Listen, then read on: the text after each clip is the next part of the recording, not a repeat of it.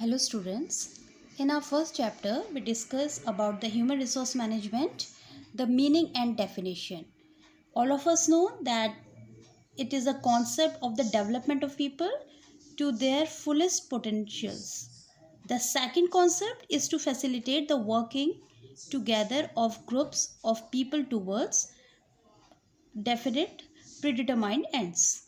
And the third emerging concept of human resource management is a profit cum growth functions. Hence, we can say that HRM is basically the wider portion of personnel management.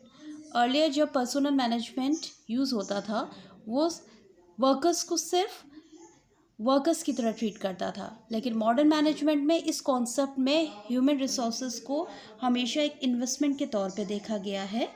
इसकी social significance, manager significance and overall significance है because it is maintaining the balance between the workers and the organisations, and it is also useful for eliminating wasteful organizational and individual practices, जिससे labour turnover जैसी problems को reduce किया जा सके, हमारे workers का development हो, उनका proper compensation, integration, maintenance and separation उनको प्रॉपरली ट्रीट किया जाए.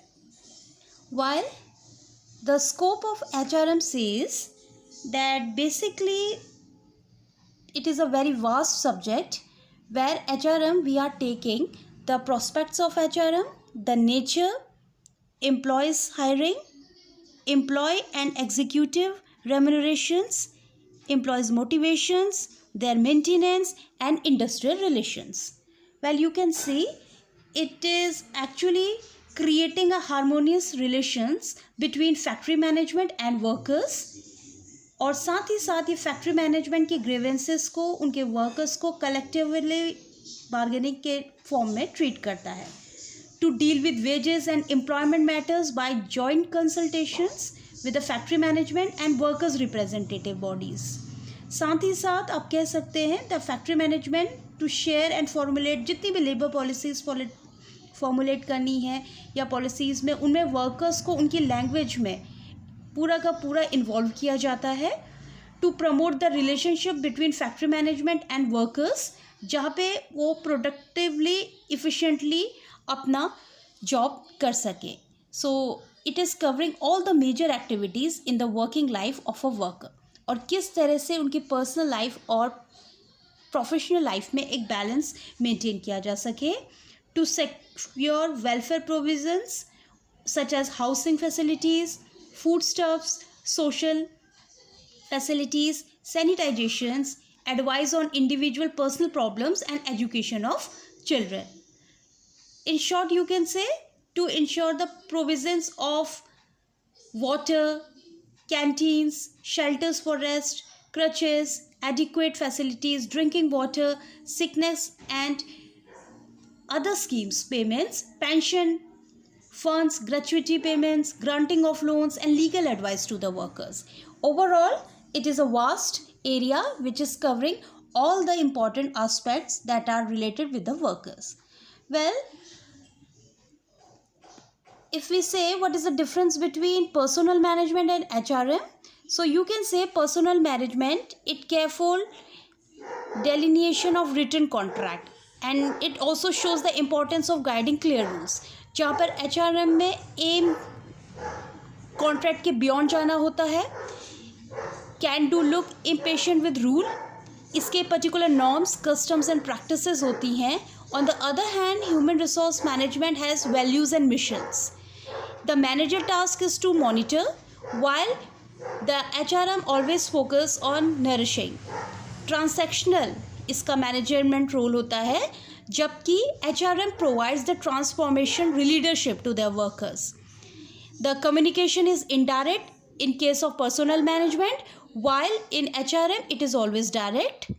The conflict handling, it reached the temporary truce, while in the HRM it managed climate and culture of the organization. Training and development is based on controlled access to courses, जहाँ पे human resource management learning organisation के through अपना training and development provide करता है. Next is it focus of attention for interventions, basically ये personnel procedures पे काम करता है. While the HRM, it has the wide ranging cultural, structural and personal strategies, and at last the shared interest of the organizations are uppermost, while HRM में interest हमेशा mutually रहते हैं.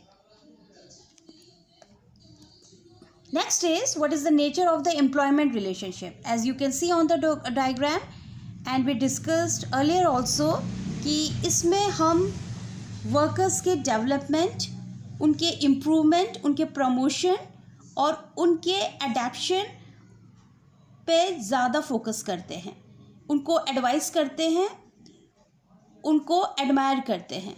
तो यू कैन से the nature of the employment relation is wider. While we have to analyze their job, we have to do particular HR planning, we are recruiting our workers, हम उन्हें selection और placement provide कर रहे हैं, proper training and development के through उनका विकास कर रहे हैं, performance appraisal हो रहा है time to time उनके काम का, employees के transfer, separations या promotion की policies को discuss किया जाता है और उन्हें provide किया जाता है. wages and salary administration इस पे पूरा का पूरा फोकस करता है, वर्कआउट करता है. And you can say that the human resource research and application, their health, their safety और उनके वेलफेयर पे पूरा का पूरा वर्क होता है. So in short students, the nature of the employment relationship, it is starting from the expected outcome, that is counting different factors, जिसमें पूरे के पूरे साइकोलॉजिकल, मॉनिटरी, नॉन मॉनिटरी, सारे के सारे कॉन्टेक्स्ट पे ये वर्कआउट करता है. Next is, what are the functions of HRM? HRM के फंक्शंस अगेन अगर हम स्टडी करते हैं तो बेसिकली ये शो करते हैं आपके remuneration, salary administration, HR planning and how we are giving them proper facility in every aspect. So HRP plus staffing plus development and evaluation, their feedbacks, their maintenance, effective workforce and compensation. These are some certain functions which the HRM includes. ये facilitate कर रहा है अपने employees को उनके skilled और उनकी qualities के according, उनको compensation provide करता है proper wages और salaries board के according.